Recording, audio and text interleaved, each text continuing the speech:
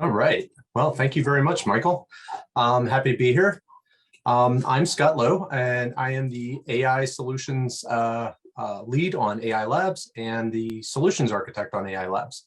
A little bit of background on AI Labs. Scott, we don't have your presentation up. Oh, I forgot to hit the button. Thank you. Appreciate that. How's that? Perfect. Looking good. One of our projects AI Labs is our dedicated technology and innovation center at AI Solutions, where we come up with novel ideas. We combine those novel ideas with techniques and enabling technologies. And one of the projects on AI Labs is a distributed computing platform that we're using to solve flight dynamics problems in CisLunar Space. And this is what we lovingly call our kernel systems. And to talk about kernel systems, what I'm going to do is share three things today. First, what is a distributed computing platform? Get on the same page there. How are we using that platform to build our kernel systems? And then why is it useful and sometimes even necessary for performing CisLunar Astrodynamics? In an earlier presentation, you saw Brian McCarthy, and he showed us how to transition CisLunar trajectories to a higher fidelity model using FreeFlyer. Later on in the presentation, what we'll do is we'll actually walk through an example of doing this operation on a distributed platform to enable an iterative design process. So jumping right in, I think it's best if we start off with a definition. What is distributed computing? Well, distributed computing refers to a system in which computational processes are run across multiple computers. It's really not any more complicated than that. But it turns out this is really helpful in the astrodynamics world. So how is this helpful? Well, essentially, distributed computing becomes really useful when you don't want to be limited by a single computer and you don't want to have to manage the coordination of running lots of things across disparate computers. So companies like Microsoft and Amazon have stood up systems like AWS and Azure and are really sort of the front runners in the industry at doing distributed computing, and they offer a whole ecosystem of tools to allow you to do this on their cloud provider. But you don't need to be on a cloud ecosystem to be able to do distributed computing. You can do it on the local side too, on an on-premise cluster or something like that. So to give an astrodynamics example, let's say I'm in an ops center and I have a script, a FreeFlyer mission plan, and it needs to be run 50 or 100 times. So rather than running that script 50 or 100 times on my laptop that has limited resources, or taking that script and giving it to some coworkers and having us each run batches of that job and then having to coordinate and collect the results, what we can do is we can send that script to a distributed computing platform that's going to handle running all of those jobs across a larger set of computers on the back end, and then automatically collect and process those results. This comes in really useful, especially when we're doing flight dynamics for CisLunar Space, which we'll get to in a bit. But without targeting CisLunar right off the bat, how do we enable this in the scripts and the computational processes that we have to do as part of our regular flight dynamics every day? So to look at that, let's build out an example platform, and let's look at a traditional computing process. Here, we're going to assume that we have a single computer, and it doesn't really matter what that computer is. It could be a laptop, a workstation, a server, but we're going to assume it's a single system that has 8 cores of CPU power and 32 gigs of RAM. So that's our limit. That's how much our system has available. What we normally do is we take our source code or our scripts and we compile them or group them into a package, and that's what we call our executable. Now, every time we run our executable, it creates a process on a computer that utilizes system resources. In this example, we have 5 running processes. They each use a single thread, and total they take up about 12.5 gigs. Now, for our computer system here that has 8 CPUs and 32 gigs of RAM, this is fine. But what happens when we need to run 10 or 20 or more processes? Well, I think we all know what happens. Same thing that happens if you open up too many browser tabs. The processes end up fighting for resources and the system gets bogged down or laggy. This makes mission planning difficult. Imagine trying to run a whole bunch of scripts at once and they're all running slowly. But this is actually unacceptable in a live mission critical environment where you need things to be processed in a timely manner. So what do? Well, one thing we could do is we could add another computer to handle the load. We split the processes between these two different systems. So computer A handles the first set and computer B handles the second set. And that's going to give us enough compute resources. But now we have a few more problems to solve. How do we coordinate all of the data and files that are generated on these separate computers? How do we get them from one to the other, where they live? We're going to need to install multiple system dependencies for multiple machines. So, in this scenario, every time we add a new machine, we have to install all of the system dependencies depending on what our scripts need. And then how do you handle processes that fail on one machine, but maybe not on another? How do you make sure that you're rerunning the right processes? As you can see, this becomes a really manual and tedious process without a system in place to coordinate all of the data and process and environment. And as you add processes, the problem scales with it until the point that it becomes untenable. The amount of resources that the machines need grow, and the amount of maintenance that you need to perform per machine grows as well. So I think you can guess where we're leading to here. That's where having a distributed computing platform really, really comes in handy. So a distributed computing platform essentially separates processes from resources. And in doing so, what we do is we create a method that allows us to assign an arbitrary number of compute resources, aka computers, to an arbitrary number of processes. We create that separation layer that handles the coordination of those resources and processes and environment and data exchange. In the industry, this is called an orchestration framework, and it's what allows us to scale up processes and resources. So, if we need another computing or we need more hardware to be able to handle all the processes, we can plug in a new computer without having to worry about installation and things like that. Now, there's a few more than a few frameworks really that will handle this for us. So Kubernetes is one example. Mesos, Slurm, if you're familiar with that one. Like I mentioned, AWS and Azure and Google Cloud, they all have their own proprietary frameworks that allow you to do this sort of thing. And some of them, again, work in the cloud, some of them work on-prem, but they all do the same thing, which is handle the heavy lifting of running and managing large amounts of processes and coordinating the data. And sometimes orchestration frameworks can even come with a lot of really advanced features like automatic resource scaling, where compute systems are automatically added and removed based on how many processors are running. So this is all great here, but I think we've actually glossed over a major aspect of this, which is the processes environment, right? So every process, whether it be a Python script, simple, complicated, executable, an incredible free-flyer mission plan that you've developed, needs an environment in which to execute. So Python scripts need the Python interpreter, or mission plans require free-flyer. Some processes only work on Windows, whereas others work on Linux. So how does the distributed computing platform handle those systems requirements? Well, the answer in modern day has simply become containers. In a previous free-flyer expo that I gave another year, I talked about how we at AI Solutions use containers to build a flight dynamics ground system. So I won't get into the nitty-gritty details about how containers work here, but suffice it to say that containers give us a really simple and elegant way to run processes without having to worry about system dependencies. So we can package all of our great scripts and code and mission plans into a container, which becomes an atomic unit that we can execute on any computing system without having to install system dependencies. So in the same way that we can compile code and packages into script and environment into an executable, we can package all that stuff up into a container, which again is in and of itself executable.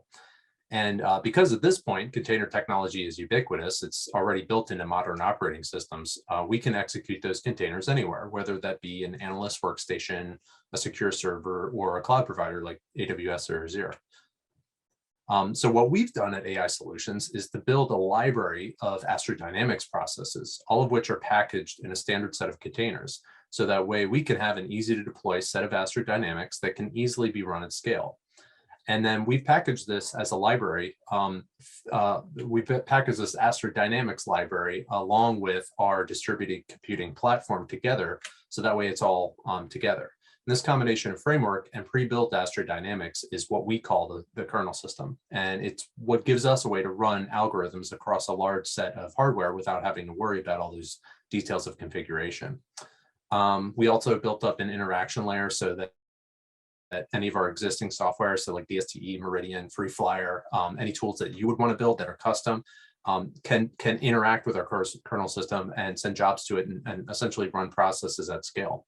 So we think of this as an astrodynamics accelerator. So it's good at taking any astrodynamics process that you can run on a traditional computing system and then enable running that process at a massive scale. CisLunar, we at AI are always trying to think ahead. And we know that one of the major areas of need in the upcoming space industry is in CisLunar Space. We at the company are no strangers to the flight dynamics required to operate in this regime. You've already heard from several panelists today who are working on Gateway. We're already building the tools necessary for moving forward. And one of the ways that we're handling that situation is to figure out how to run these astrodynamics processes at a large scale. But before I start walking through and talking about the tools, I want to take a minute to sort of understand the problem set that we're solving for. So as Brian mentioned in his talk, in traditional space flight, the kind that we've been doing for the last 50 years or more, we're used to the dynamics involved in Earth-centric spaceflight, where LEOs or GEOs, typically you only need to worry about the gravity of a single body, and the amount of distance and error in your spaceflight is relatively small, compared to the lunar regime, where there's a significant amount of space to cover. We can no longer worry about just Earth's gravity. We have to worry about the moon, the sun, and sometimes even Jupiter plays a role. Again, traditional spaceflight tools rely on Earth-based framing, but moving into the future, our tools need to be able to handle frames that are defined not by a single body, but by the collection of bodies that our spacecraft is going to need to interact with. But a real challenge in CisLunar Space is the chaotic nature of the dynamics that we're operating in. So, in CisLunar Space, any minor error in our trajectory can result in a wildly different result. Small initial errors along the path lead to significant deviations downstream. So to handle this means that we as analysts need to significantly increase the amount of predictive calculations that we're running. So instead of just running a single or a handful of simulations, we need to run these simulations in the hundreds or the thousands or sometimes even more to account for every single possibility. Not only are there more calculations to be done in CisLunar Space, but each calculation is by far more complex. It takes more computational resources and more time to compute. And we optimize these algorithms, but oftentimes, or most of the time, there's always an upper limit to how much we can optimize that. So that means that we need larger scale resources to be able to compute, characterize, and store CisLunar trajectories. So in short, we need a large system to handle that large scale process and handle the automatic storage and transmission of data sets. And we need to do so without having to reinvent that distributed computing wheel each time. We don't want to have to go through and set up a whole data center every time we need to do astrodynamics. So again, this is where the kernel system, our distributed computing platform, comes in. So our astrodynamic system contains all of the CisLunar algorithms and handles that heavy lifting of computational processing and data management. So we set up our distributed platform with an API that clients can connect to. And that enables us to continue using our existing tools to send out computational processes.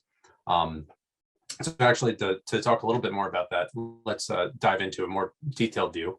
You see our tools on the left. So these are the same tools that we've used for decades to perform flight dynamics. FreeFlyer, DSD, Meridian, and other tools as well, like custom tools. They can all interact with the kernel system and are able to send astrodynamics jobs into that ecosystem, which will automatically handle spinning up of resources necessary to run the algorithms. The algorithms running within the system can be anything. And we have our own prepackaged set of astrodynamics, but we're designing the system to be extensible. So there's no reason that code developed anywhere can't be run alongside FreeFlyer mission plans. Actually, to give an example, let's say you're developing algorithms that are fantastic at doing hardware simulation. So like measuring battery performance or doing better battery performance prediction. where it would really be helpful for you to know the flight dynamics involved so you can see how much charge you're getting from your solar panels or something like that. By running a hardware simulation directly alongside the flight dynamics simulation, like an attitude prediction algorithm, you can create a much more realistic and accurate simulation. And so that's why we really think it's important that you're able to develop additional algorithms that might not be strictly flight dynamics to run alongside the flight dynamics for that kind of collaborative development. And finally, this system is built to handle large scale data. As you can imagine, running a lot of algorithms results in a lot of generated data. That data needs to be stored, and even more tricky, it needs to be transmitted intelligently. It can't live on a single computing system. That would defeat the purpose of it being distributed. So what we've done is we've developed a means of, oops, sorry, clicked on the wrong thing. We've developed a means of storing the data across different systems. And so, yeah, let's get into maybe a more specific example, and so we can see it in action. So we'll start by showing a trajectory design process using DSTE. And Brian McCarthy mentioned DSTE. It's our deep space trajectory design tool. And yeah, so you've seen DSTE in action, but in this example, what we're going to be doing is using DSTE to interact with the kernel system to develop a plan that takes a spacecraft to a far side lunar orbit, for instance. And we're going to begin by connecting DSTE to an orbit catalog, which is pre-populated in the kernel system with a list of orbits that we can choose from. So a CisLunar orbit catalog contains a significant amount of data. And by building it across our distributed system, we get the benefit of that large data processing. So in this example, DSTE is going to use the catalog to pull in that list of optional destination orbits that we can choose from for our mission. So opening the DSTE interface, we can visualize what that's going to look like on our end. And we're able to work through the desired characteristics of our orbit and choose what works best for us. So our catalog is loaded into DSTE, and we get to select something that resembles what we want. And again, this is part of that iterative design process. We don't know exactly what we want yet, but the kernel system uses intelligent networking. The entire catalog of data is way too big to be able to pull into a single instance of DSTE. You can't load it onto a single laptop. So DSTE acts as like a catalog browser, working with the kernel system to render just the information that's necessary for the analyst to make a selection. And once that selection is made, the selected orbit can then be custom tailored to fit the requirements of the mission. And this is the beginning of that iterative design process. And again, we've developed DSTE and the kernel system to allow for short, quick development cycles so that a trajectory design can be roughed out and refined over time. So as the designer creates those tweaks necessary, the tailored orbit is then sent back into the kernel system. Behind the scenes, the kernel system runs a massive set of numerical integration to populate the list of candidate transfer trajectories. Using that tailored orbit as input, our system is able to come up with a list of all the possible ways we could get our spacecraft to that destination. And this is a process that could take hours or days on a single laptop, but because we can run it all in parallel, the process can happen in minutes. And most importantly, it actually happens while the operator is working, rather than having to separate, your design work from running your calculations. And our catalog of data is updating accordingly. And then the list of options is continually sent back to DSTE. And this is really kind of highlights the true value of a large scale system, which is that we're able to design complicated trajectories in real time. And enabling that fast iterative workflow is what allows us to work more intuitively. So now that we have our list of filtered trajectories, we can make a selection and view that transfer trajectory in DSTE. And so this is kind of like our ideal candidate. It's almost like our initial guess of we think that this is going to work. We're reasonably sure, but now that we have that single guess produced, what we want to do is we want to correct the trajectory in the higher fidelity model. So the kernel system is going to take that initial guess, run it through that free flyer corrector, which produces the hi-fi EFEM. And as Brian noted in his presentation on transitioning CisLunar trajectories, that DSTE again is that rough design tool that allows you to iterate quickly. But because we make free flyer a standard part of our backend, we can run Brian's trajectory corrector on that backend to transform the trajectory in created in DSTE into that hi-fi EFEM. And of course, just like anything else, we can run this at scale, which allows us to generate a large set of high fidelity trajectories. And then this process is performed n number of times for n different epoch dates to produce a higher fidelity trajectory for each epoch date using a single initial guess. So rather than just doing sort of a bunch of wild ones, we can really step through and say which one, identify which trajectories are valuable to us along the way based on free flyer capabilities like comms and attitude analysis. And this is important to note because DSTE doesn't have a lot of the free flyer's high fidelity comparison features, but DSTE is able to benefit from those features and able to do that in mass. So to get into another example of how a distributed computing platform could be used to solve spaceflight scenarios, one of the major things, again, that Brian mentioned is that you need to plan for CisLunar operations is how to reconnect with a lost spacecraft. Because CisLunar Space is vast and tiny errors can result in wildly different trajectories, losing contact with the spacecraft is an order of magnitude more problematic. So in this scenario, time is of the essence. Given a last known spacecraft state, performing an analysis on every potential trajectory in a multi-body system, as you can imagine, takes a significant amount of time. We can, again, however, use our distributed platforming to help the situation. By running a simulation of every possible trajectory, we can essentially turn our platform into an effective spacecraft search engine. That's something that we can't do just using a limited set of hardware and resources or manual analysis. Again, that's just one of those more untenable situations. And as always at the company, we construct for compatibility. Here we have Meridian. This is another product that we develop at AI. And this is our flight dynamics ground system, which is interfacing with our kernel system to perform a CisLunar station keeping analysis. Again, something that can be computationally intensive can be farmed out. So in the same way that DSTE or Free Flyer can interact with a kernel system, Meridian can as well. So it's the same user interface that you know and love if you use Meridian as part of your ground system. But what Meridian's doing is working with our large scale infrastructure on the back end to make sure that everything happens in a quick amount of time. So again, you know, DSD, Meridian, they all interact with the system in the same way. They can run, Meridian can run large scale sets of processes, and more importantly, what we can do is we can build pipelines as those processes run. So that's it, the basics of running CisLunar Astrodynamics on a distributed computing platform. I am clearly just scratching the surface. There's a whole lot of detail that we're working on. This is something that we're building on day in and day out. So if you're ever interested in jumping into more detail, I'm always really happy to really dive in on this stuff. So please reach out. Thank you. And thanks, Scott. How do people get a hold of you if they're interested in learning more about, you know, the kernel system and the interconnectedness? Yeah, so you can reach me at my email. I believe actually I had it at the beginning.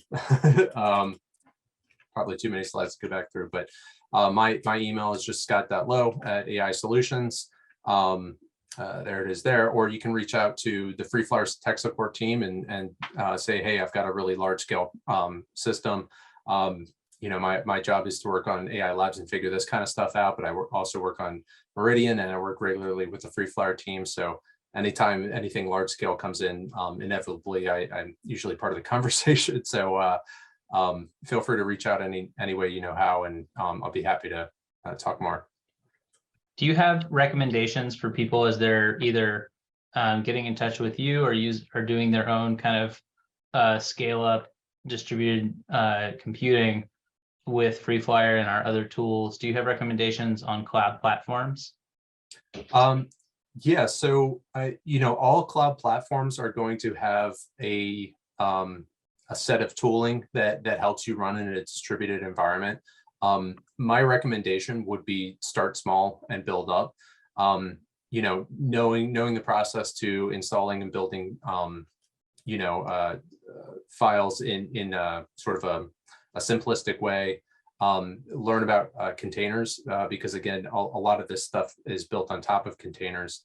And then reading more about standard technologies like Kubernetes is really helpful, because Kubernetes is a technology that allows you to run containers. It's, again, a container orchestration technology. So I would say learning those three. So just being familiar with the installation of flight dynamics system in general, like FreeFlyer,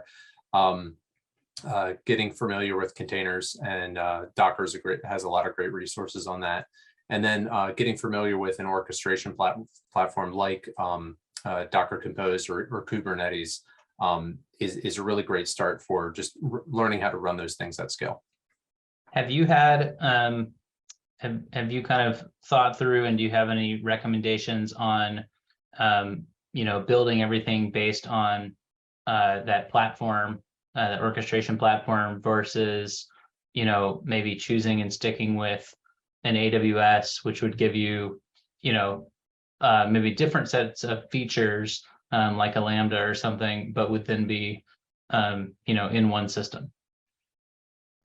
Yeah, often something like a Lambda or AWS resources are sort of a different flavor of technology that might be available elsewhere. So, for instance, there's a technology called Slurm, which is great if you understand the reference, but it's just an on-premise job runner, and it supports containers.